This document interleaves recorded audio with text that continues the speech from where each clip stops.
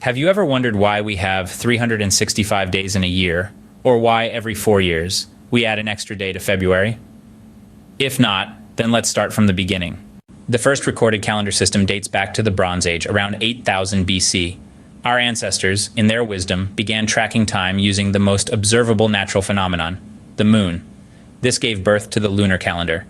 Comprising mainly of 12 lunar cycles, this calendar was roughly aligned with the solar year, but fell short by about 11 days. This discrepancy led to the shifting of seasons over time, which proved problematic for planning agricultural activities. Enter the Egyptians. Around 3000 BC, they introduced the solar calendar, a system that closely followed the yearly journey of the sun.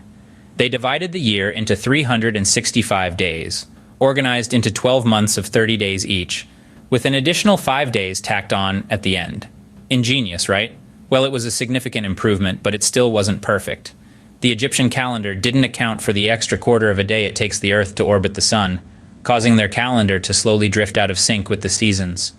Meanwhile, the Babylonians, around the same period, developed their own lunisolar calendar. This system ingeniously combined lunar months with a solar year. To keep their calendar in line with the solar year, they occasionally added an extra month, a practice known as intercalation. But this system wasn't foolproof either. The decision to insert an extra month was often arbitrary, leading to inconsistencies. These early calendar systems, each unique and innovative in their own way, were the precursors to the calendars we use today. In 45 BC, Julius Caesar introduced a new calendar system known as the Julian calendar. This was a significant shift from the previous Roman calendar, which was lunar and quite confusing. The Julian calendar was solar-based, with a year consisting of 365 and a quarter days. This quarter day was accounted for by introducing a leap year every 4 years. The leap year is an interesting concept. It was introduced to align the calendar year with the solar year, which is approximately 365.242 days long. So, by adding an extra day every 4 years, the Julian calendar attempted to synchronize with the Earth's revolutions around the sun. This was a major achievement in the history of timekeeping, making the calendar more accurate and predictable. However, the Julian calendar wasn't perfect. Despite its improvements, the Julian calendar still had some inaccuracies that needed to be addressed. In 1582, Pope Gregory XIII introduced a calendar that would eventually become the universally adopted system we use today.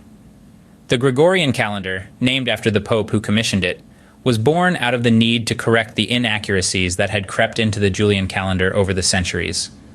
The Julian calendar, with its simple rule of adding a leap day every 4 years, was slightly off the mark, causing a drift of about 1 day every 128 years.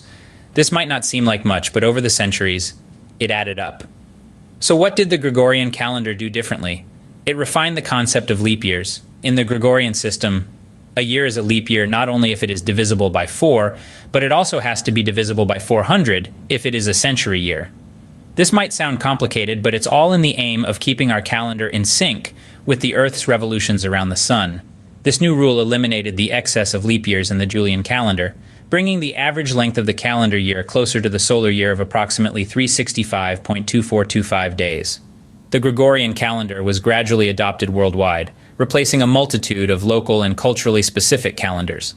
Different countries transitioned at different times, often causing confusion. For instance, Russia didn't adopt the Gregorian calendar until 1918, which means that the Russian October Revolution of 1917 actually took place in November according to the Gregorian calendar. And even today, some countries like Iran and North Korea follow their own calendar systems. But that discussion is for another video. Thank you for watching till the end. If you enjoyed this video, please like, share, and subscribe. Until next time, stay curious and keep exploring.